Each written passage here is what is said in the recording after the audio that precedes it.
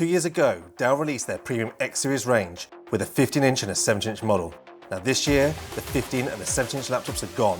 Alienware combined the portability of the X15 with the power of the X17 to create this new 16-inch powerhouse.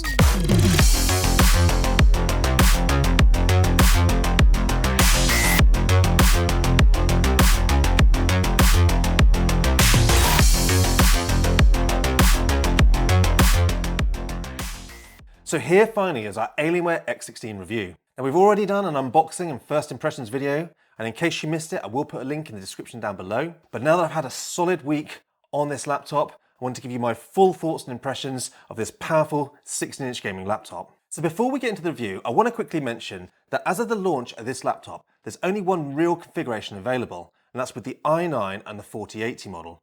But as the year rolls on, there will be more graphics card added, and they're even adding a new 7000 series Ryzen. And that's going to be the first time we've seen an actual Ryzen CPU in an X series laptop, so we are really looking forward to that one. So just to quickly go over what I've received, it's the i9 13900 HK CPU with 14 cores and 20 threads. We've got the NVIDIA RTX 4080 graphics card. We've got the 16-inch 240Hz QHD Plus display, which is a 2560 by 1600 in a 16 by 10 screen format. We've got 32 gigabytes of fast 6000 megahertz DDR5 RAM, which is soldered into the machine. And we've got a 1 terabyte Gen 4 SSD for that fast storage on this machine. And as of launch, the price is $3,000 US or £3,500 in the UK. So this is an expensive premium laptop. But as always with Dell, there's usually discount codes floating around to bring that price down a little. Now, I've always been a big fan of the Alienware series design and looks of their laptops, especially the X series. But this year, Alienware really changed it up with the design of this laptop. We're going to get one color choice now, which is the aluminium shell, lunar light rear vent, and the dark side palm resting keyboard. And it is a very odd look to the actual design. And I have to be honest, at first I wasn't that impressed, especially as how much I loved the lunar light from last year. But having spent some time with the laptop, it is starting to grow on me. And build quality, as always with the Alienware X series range, is absolutely rock solid. There's no flex, creak, you can pick it up from anywhere, any angle, and it's not going to squeak or crunch like a cheaper laptop. And it just feels like it's built like a tank. And it should as well, because it weighs in at 2.6 kilograms, so it is pretty heavy for a 16-inch laptop. And because we've got these vents on the back of the machine, it makes the chassis quite a bit longer than a traditional 16-inch laptop, so you're going to have to be careful with the type of bag you're buying for this machine.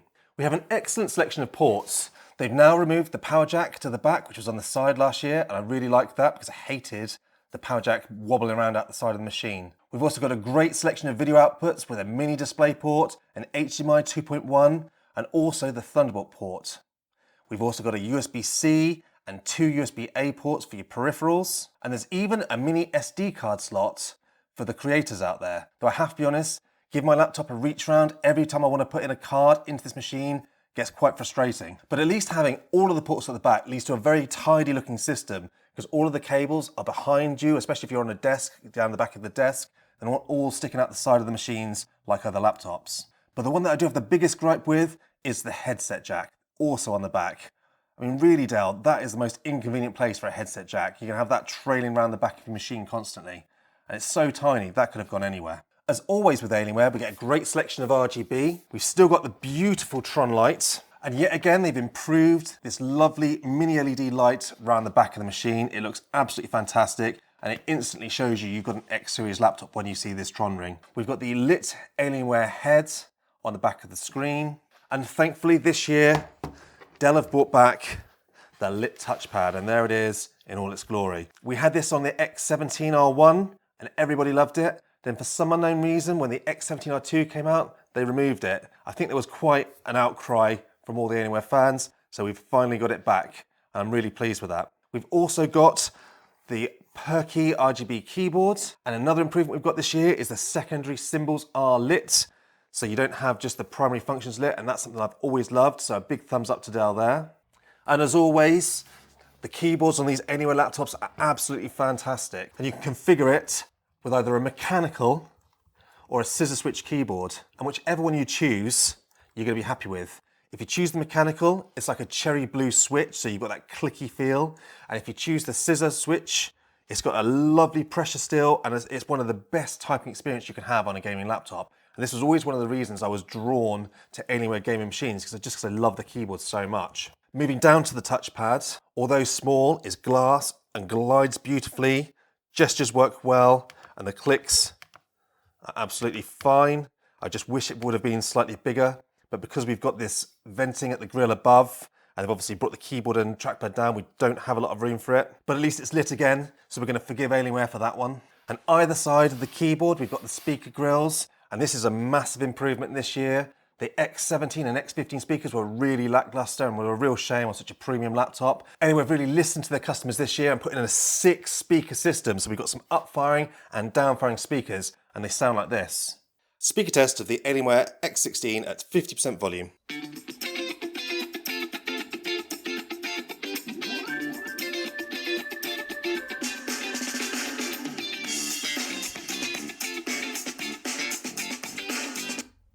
Now 80%.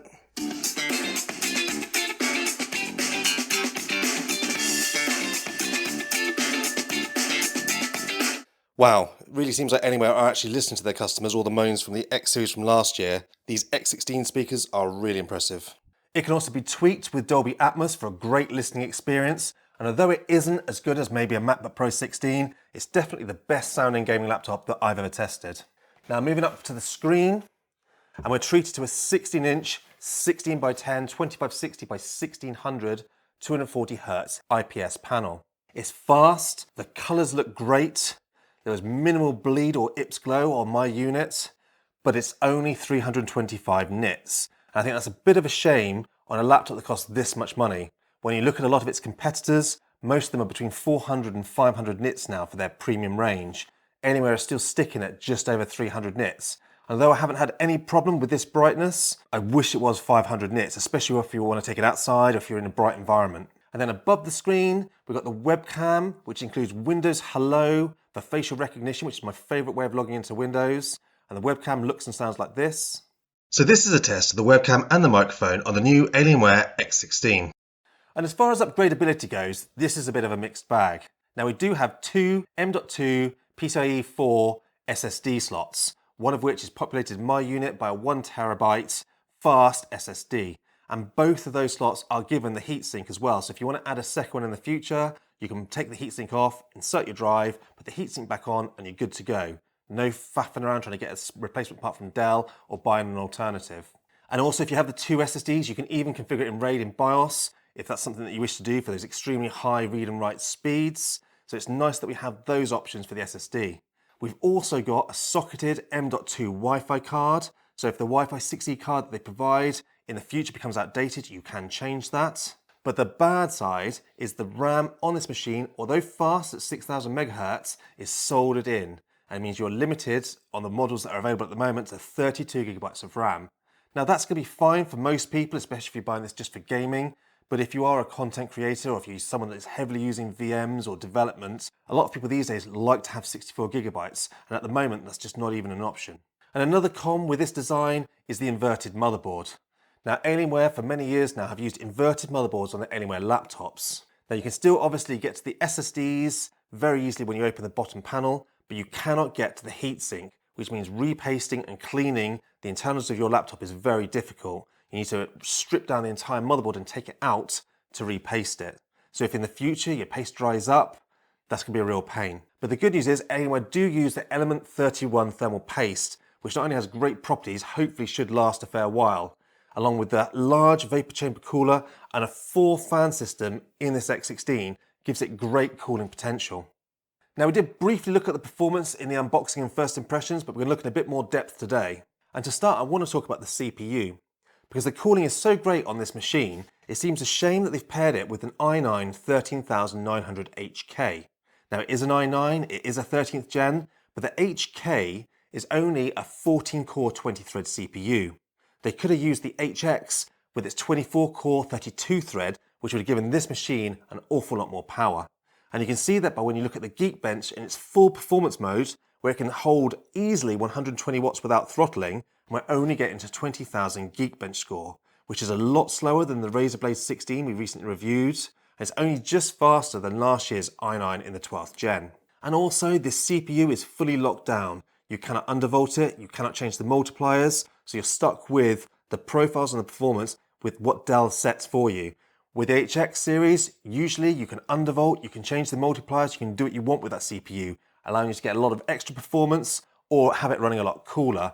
There's none of that here. But at least the good news with the new Alienware Command Center is they offer you quite a few profiles, and each profile does specifically change the thermals and the performance of this machine. We have a quiet, balanced performance and overdrive mode, as well as a custom mode, but I've found so far the custom is pretty pointless. Now we completed Cinebench R23 and Blender benchmarks for each of the profiles so that you can see the difference in performance. And we'll also talk about the sound of each of these profiles in a second in the gaming benchmark. Before that, I want to just briefly talk about the new version of Alienware Command Center that we've got this year. Now, if you followed my channel for the last couple of years of covering the Alienware laptops, you'll know I'm always moaning about Alienware Command Center. It's never been great, and all of the competitors I think that I've tested have better software on their laptops than Alienware Command Center. So when they announced that they're making a new version of Alienware Command Center for these laptops, I got really excited. But guess what? We've got a new look, we've got less features, it's slow to load, crashes regularly, and is pretty much as rubbish as ever. I don't know who is designing this software, but they really need to go out and look at the competition because they have not done a good job. Now this really saddens me because I've always loved Alienware hardware, but feel let down by Alienware software. And I'd love to know what you guys think. If any other Alienware fans, let me know what you think of Alienware Command Center. I'd love to know if it's just me or if everyone else thinks that Alienware Command Center is pretty poor. So now let's move on to the 4080 that they've got in this laptop. And the good news is, Alienware have done a good job with this implementation of the 4080, providing it with plenty of wattage in this machine, thanks to all the ventilation and airflow through this vapor chamber and 4-fan system, leading to some great benchmark and synthetic scores on this 4080. And when using it in the overdrive mode, it regularly sits at about 165 watts, which from my experience on 16-inch laptops, that's pretty impressive and much better than the Razer Blade 16. I'm sure if you get a heavier 18-inch model with much better cooling than this, maybe they might hit 175 watts, but for my testing on all the machines so far, I'm not seeing that on this new range of graphics cards. And as we mentioned for the CPU side of things, the profiles also adjust the fan noise and the performance when using it on the GPU. So we completed a Shadow of the Tomb Raider in each of the profiles. It was a great way for me to be able to actually run that benchmark so that each of those tests are consistently exactly the same, so I can see the difference in performance, fan noise, and temperatures between each of those tests. Now the great news is, every single one of these profiles allowed the game to be massively playable at its maximum settings at 1600p on this screen. And the fan noise ranges from 46 decibels in the quiet profile right up to 55 decibels in the overdrive profile, meaning that you can go full out performance if you're not bothered about people around you or the noise you're making, or if you are in a quieter environment, you can put it on the actual quiet mode, still have good performance and not bother anyone around you. And talking about the thermals, as always with Dell, they allow this machine to hit the CPU up to 100 degrees centigrade, especially in the overdrive profile. Now this is something Dell's always done.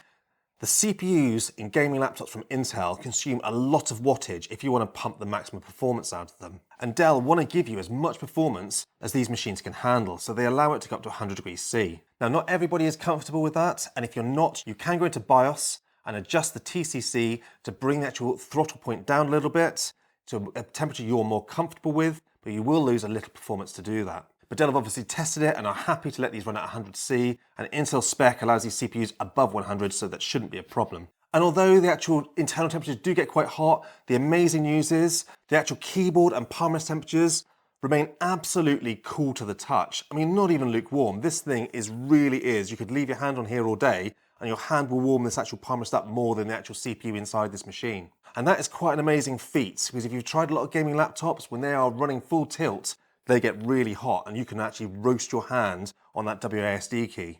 And the gaming experience on this machine is absolutely fantastic because it stays cool. We've got this amazing screen, the great speakers. No matter how long you're running the games on this, I've had no throttling whatsoever. So even if you're in a 4-hour Warzone session, I've not had a single dropped frame or throttling from this machine.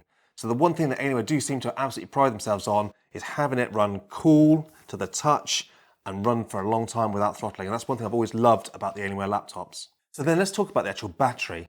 And as usual, for an Intel machine, the battery life was pretty poor. Running our usual movie streaming test over Wi-Fi at 200 nits of brightness and using the internal speakers with the lighting on, we got 6 hours of battery life. Now that isn't actually bad for a 13th generation gaming laptop. It's certainly better than the Razer Blade that we've recently tested, but it's still pretty poor compared to other machines out there. But the good news is, with Alienware adding a Ryzen option later in this year, that could totally change things. These 7000 CPUs not only have great performance, but are much more efficient and usually provide really good battery life. Now we haven't tested this year's range yet, but previous AMD Ryzen chips have often given us up to about 10 hours of battery life on a gaming laptop, and that would be absolutely phenomenal. So maybe wait for that one if battery life is important to you.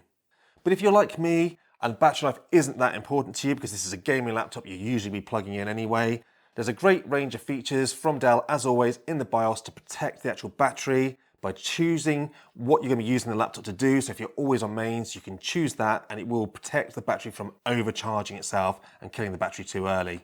And as usual, being an Intel system, when you're actually using this on battery, you can get some great performance. Now, if you leave it in the balance mode, performance was a little bit lackluster, but if you switch it up to the performance mode, we've got some excellent 2D and 3D performance on battery life. Though if you're running 3D on here, you'll probably kill the battery in half an hour. And we do also have the option of 100 watt USB-C PD charging onto this laptop. So if you have got a 100 watt PD adapter in the office, you can plug in this laptop and get pretty acceptable performance with it. Especially if you're using it for light gaming or office work, you quite happily run it off a Thunderbolt dock or 100 watt power adapter without any problems at all. And Dell have included this year a 330 watt slim GAN charger, the same one they got with the R2 from last year. And this is really excellent because if you saw the old 330 watt brick from 2 years ago, you know what a significant change in size this is. And this is no problem to throw in your bag with this laptop. Now these Alienware X series laptops are very expensive. There are better options if you're going to prioritize a budget over a premium laptop like this. And Alienware do also offer the M16 and M18, which aren't quite as premium as the X series range, at a lesser value, if that's something you want to look at. And we've just got both of those machines in, so we will be doing full reviews on those in the coming weeks. So if you're not subscribed, please consider doing so. And there are also plenty of other Lenovo Legions and Acer gaming machines that won't break the bank like these Alienware. But with this Alienware X16, you're paying for a high quality premium gaming laptop that could also be used as a productivity or creation machine, especially for 3D development, in a compact, reasonably light, solid package with a great selection of ports, a good screen, although it could be a little bit brighter, amazing performance, and now much better speakers. And if you are using it for work, now these machines are all going 16:10, they are so much better for using in a working environment. So this will lend itself as well to work as it would to play. Now if Intel could just sort out the efficiency and the battery life on their CPUs, this could be a real MacBook Pro contender for work that you can then also game on, which is something that Macs can't do. I've always had a Mac for work and a gaming PC for when I'm finished work and I want to play something, but we're now starting to blur the lines between a gaming and a work laptop or something like this. And I do think for a lot of people it could well be worth waiting out for the Ryzen version of this to actually ship if you want to have that extra battery life and more efficient processor. And I will be getting one of those into review as soon as they release it. Now, as always, if you've got any questions or any thoughts on this machine, please pop it in the comment section down below and I will get back to you. And lastly, thank you for watching.